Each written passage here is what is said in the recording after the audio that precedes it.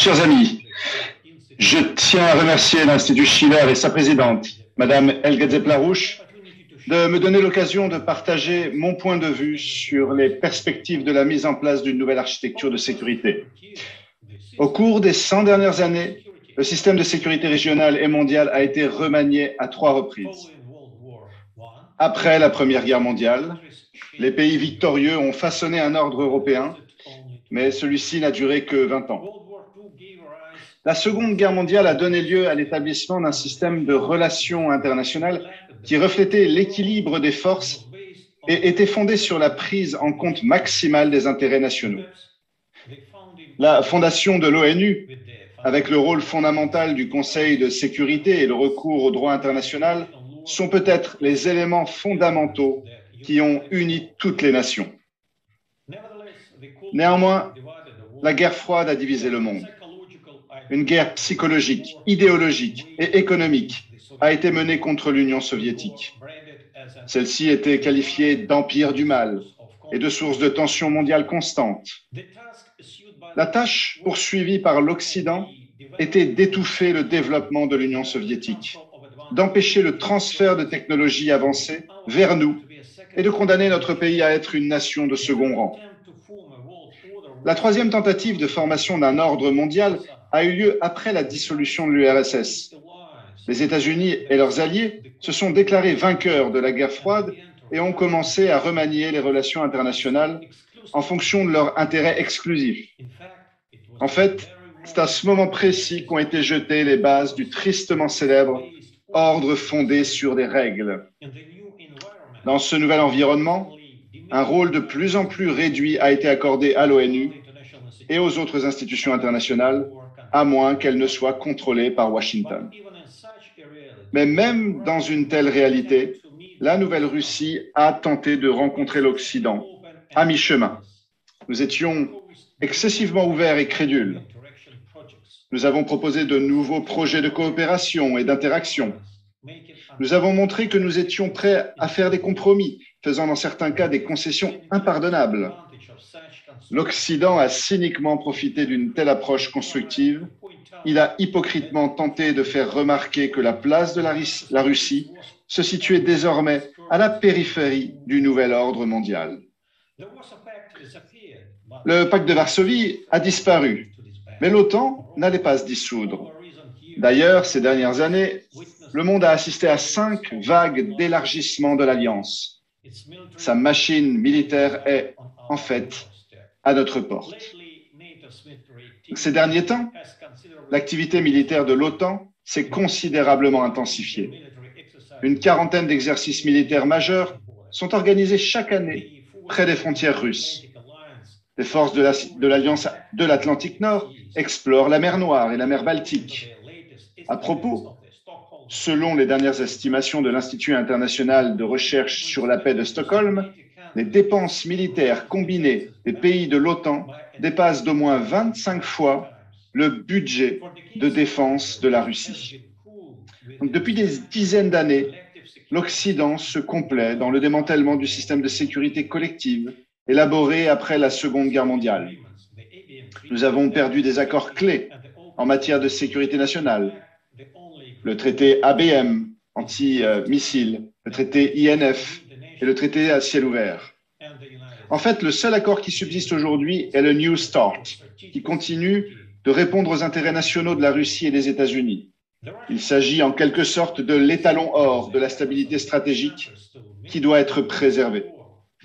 La partie russe juge totalement inacceptable les efforts des pays de l'OTAN d'explorer militairement les territoires de l'Ukraine et de la Géorgie et d'établir un réseau de laboratoires biologiques américains le long de nos frontières. La situation est devenue extrêmement dangereuse. Nous avons répété à plusieurs reprises que tout système de sécurité européenne doit tenir compte des intérêts nationaux de tous les États, y compris bien sûr de la Russie. Notre pays ne peut pas être l'objet de projets de défense fantômes. Nous devons être une partie égale de la sécurité européenne et mondiale, avec un statut de vote à part entière. La Russie n'a jamais insisté sur un quelconque avantage unilatéral. Tout ce que nous avons demandé, c'est le respect et la reconnaissance des intérêts nationaux de la Russie. À la fin de l'année dernière, notre pays a présenté des propositions concrètes pour rectifier l'ordre mondial injuste. Nos idées ont été résumées dans 2 projets de traité avec les États-Unis et l'OTAN. En substance, nous avons proposé une initiative pacifique offrant notre vision d'architecture de sécurité. Ces projets ont été rendus publics. Ils couvraient des questions telles que le non-élargissement de l'OTAN, le non-déploiement de systèmes d'armes constituant une menace pour la Fédération de Russie près de nos frontières, un moratoire sur la mise en service des FNI, ainsi que des initiatives spécifiques visant à accroître la prévisibilité et à réduire les activités militaires dangereuses. Toutefois, nos principales propositions ont été rejetées.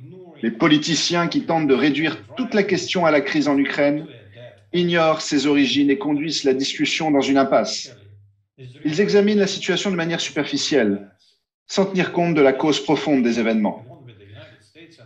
Selon cette logique, la Russie, ainsi que les États-Unis et le Royaume-Uni, peut être tenue pour responsable de l'occupation en 1945 de l'Allemagne nazie, qui a fait tant de mal et infligé tant de souffrances au monde entier.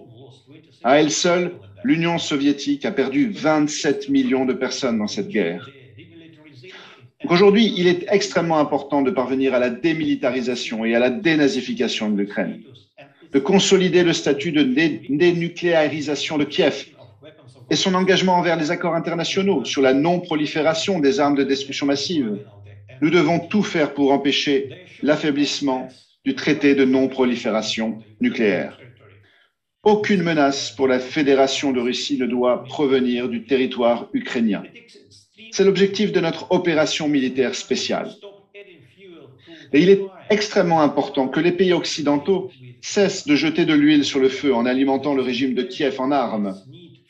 En outre, il est évident que les États-Unis et leurs alliés doivent exhorter l'Ukraine à respecter le droit humanitaire international. Nous ne tolérerons jamais que des civils soient abattus, ni que des soldats russes capturés soient tués et torturés. Je voudrais souligner la nécessité de mettre immédiatement un terme à la diffusion de fausses nouvelles qui discréditent la grande mission de l'armée russe.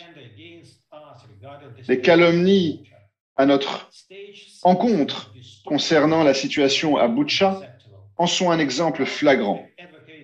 Les mises en scène qui déforment la vérité doivent être inacceptables. Notre pays plaide pour des actions urgentes sur la scène internationale. Le principe de la sécurité égale et indivisible doit être restauré. Cela signifie qu'aucun État n'a le droit de renforcer sa sécurité au détriment de celle des autres. Avec une volonté politique, cela peut être facilement réalisé par le développement de garanties juridiques sérieuses et à long terme. Nous insistons sur la nécessité de renforcer le droit international et de consolider le rôle des Nations Unies et de son organe clé, le Conseil de sécurité. Les propositions russes ne portent pas atteinte à la sécurité des pays de l'OTAN.